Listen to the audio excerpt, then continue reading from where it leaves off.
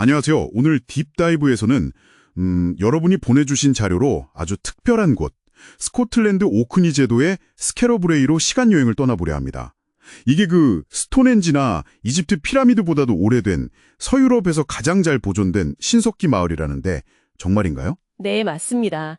기원전 한 4180년경, 그러니까 지금으로부터 5000년도 더 전에 시작된 마을이죠.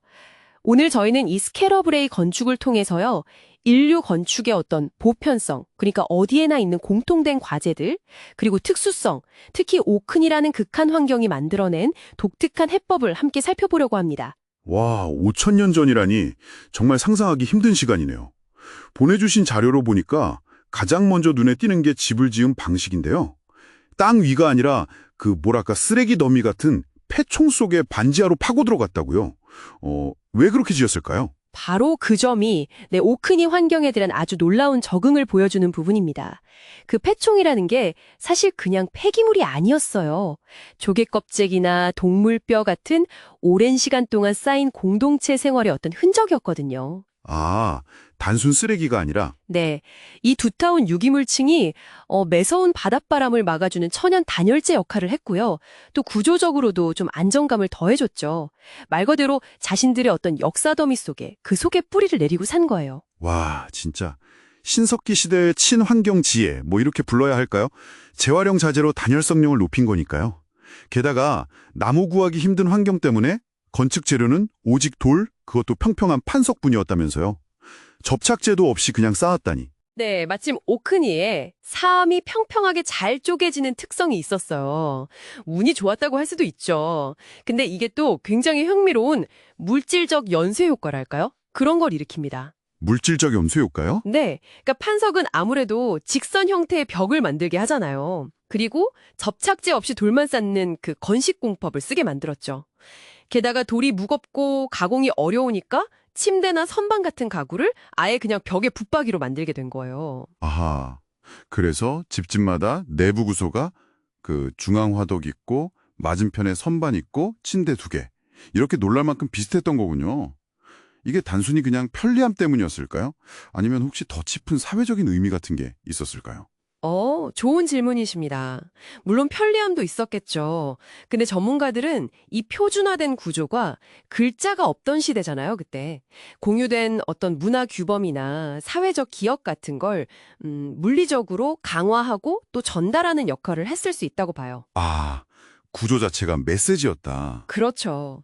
모두가 같은 공간 구조 속에서 살면서 공동체의 질서를 자연스럽게 익히는 거죠. 심지어 팔치의 집을 연재라는 그 지붕 덮인 통로까지 있었으니까요.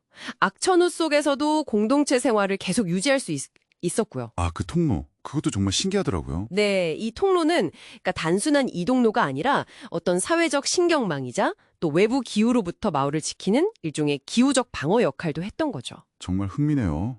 근데 이렇게 독특해 보이는 스캐러브레이도 다른 지역의 신석기 건축하고 비교해보면 인류 건축의 어떤 보편적인 모습 그런 것도 발견할 수 있겠죠.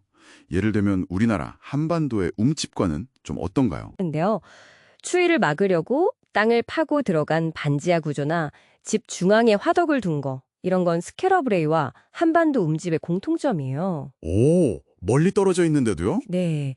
그러니까 멀리 떨어진 문화가 비슷한 환경 문제, 즉 추위에 대해서 유사한 해법을 찾은 거죠. 이걸 수렴 진화라고도 부르는데요. 하지만 주재료, 그러니까 돌이냐 나무짚이냐 하는 차이, 그리고 그로 인한 평면 형태의 차이, 사각형 vs 원형 방향은 각 지역 환경의 특수성을 또렷하게 보여주는 부분입니다. 그렇군요. 그럼 터키의 차탈 회리크와 비교하면 어떨까요? 거기도 굉장히 유명한 신석기 유적이잖아요. 네, 차탈웨 위크. 거기도 이제 기념비적인 공공 건물 없이 집들이 아주 빽빽하게 모여 있다는 점은 스캐러브레이와 좀 비슷하긴 한데요. 공간 개념은 완전히 달라요. 차탈웨 위크는 집들이 벌집처럼 다다다닥 붙어서 지붕으로 이동하는 좀 수직적인 구조거든요. 아, 지붕으로 다녔다고요? 네. 반면에 스캐러브레이는 독립된 집들이 통로로 연결된 수평적인 구조죠. 이게 공동체와 공간에 대한 서로 다른 철학을 보여주는 것 같아요. 그리고 두 곳 모두 어떤 군사적인 방어 증거는 좀 부족해서요. 이런 밀집 구조나 통제된 입구는 주로 혹독한 기후에 대한 기후적 방어였을 가능성이 높다고 해석하는 편입니다. 아, 외부 침략보다는 날씨 때문일 거다. 그렇죠. 그럴 가능성이 더 높다고 보는 거죠. 그렇군요. 얘기를 듣다 보니까 이런 긴밀한 내부 구조나 공동체 의식이 단순히 마을 안에만 머물지는 않았을 것 같다는 생각도 드는데요. 스캐러브레이가 뭔가 더 큰 그림의 일부라는 점도 중요할 것 같아요. 아, 정확히 보셨습니다. 스캐러브레이는 절대 고립된 마을이 아니었어요. 바로 옆에 보면 브로드거 원형 열석이나 스테니스 거석군, 또 메이스하우 같은 거대 분구묘, 이런 신석기 시대의 아주 중요한 의의 유적들이 있거든요. 네네, 들어봤어요. 이게 다 오크니 제도의 신석기 유적 중심지라는 이름으로 유네스코 세계유산에 함께 등재되어 있습니다. 그러니까 스캐러브레이 주민들은 그냥 일상을 사는 동시에 바로 이 거대한 기념물들을 세우고 사용했던 바로 그 사람들이었던 거죠. 일상 공간과 신성한 공간이 같은 기술, 같은 세계관으로 연결되어 있었던 겁니다. 와, 대단하네요. 자, 그럼 오늘 딥다이브를 좀 정리해보면요. 스캐러브레이는 결국 거주나 공동체 형성 같은 인류의 보편적인 필요, 이것과 오크니의 극한 환경이라는 특수성이 만나서 빚어낸 아주 독창적인 건축 해법이다. 이렇게 볼 수 있겠네요. 폐총을 활용하고 판석으로 집을 짓고 통로로 연결하고 내부를 표준화하고 전부 환경 제약을 창의적으로 극복한 지혜의 산물이고요. 네, 정확히 요약해 주셨습니다. 여기서 마지막으로 한 가지 좀 심각해 볼 거리를 던져드리고 싶습니다. 자료 분석에 따르면요, 스캐러브레이의 그 고정된 가구 배치가 그리 없던 사회에서 우리는 이렇게 살아야 한다는 어떤 규범이나 기억을 세대 간에 전달하는 일종의 물리적인 기억 보조장치 역할을 했을 수도 있다고 합니다. 아, 공간 자체가 가르침을 준다? 그렇죠. 그렇다면 혹시 오늘날 우리가 그냥 무심코 살아가는 이 공간들, 우리 집, 사무실, 도시 전체, 이런 공간들이 우리도 모르는 사이에 어떤 특정한 삶의 방식을 우리에게 묘묘하게 가르치고 있는 건 아닐까요? 한번 주변을 둘러보시면서 생각해 보시는 것도 재미있지 않을까 싶습니다.